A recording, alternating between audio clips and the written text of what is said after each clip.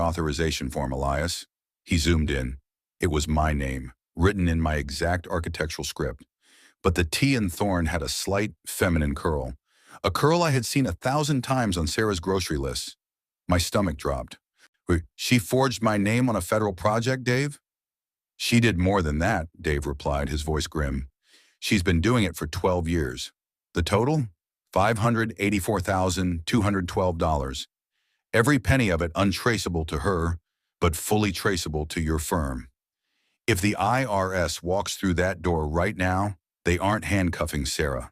They're handcuffing you. The drive to Blackwood felt like traveling through a tunnel of gray static. I told Sarah I had an emergency site visit in Boston. She packed me a ham sandwich and kissed my cheek, her eyes bright and caring. That sandwich sat on the passenger seat like a radioactive isotope. Blackwood was a decaying town, the kind of place where the fog never quite lifts. I found the address from the LLC filings.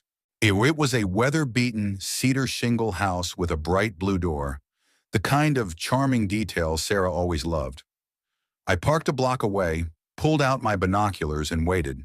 I didn't have to wait long. The blue door opened, and a woman stepped out to water some hanging ferns. My heart stopped. It was Martha, the sister I had mourned with Sarah for a decade, the sister whose grave I had visited in Vermont. She looked older, her hair thinner, but it was undeniably her. Then a teenager stepped out behind her. Julian. He was wearing a varsity jacket and laughing. He looked so much like Sarah, it was haunting. He was a living, breathing testament to a decade of betrayal.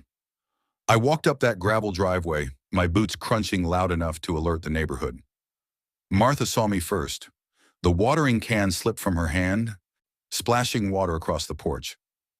"Elias," she whispered, her voice cracking. "What are you doing here?" "I'm visiting a ghost, Martha.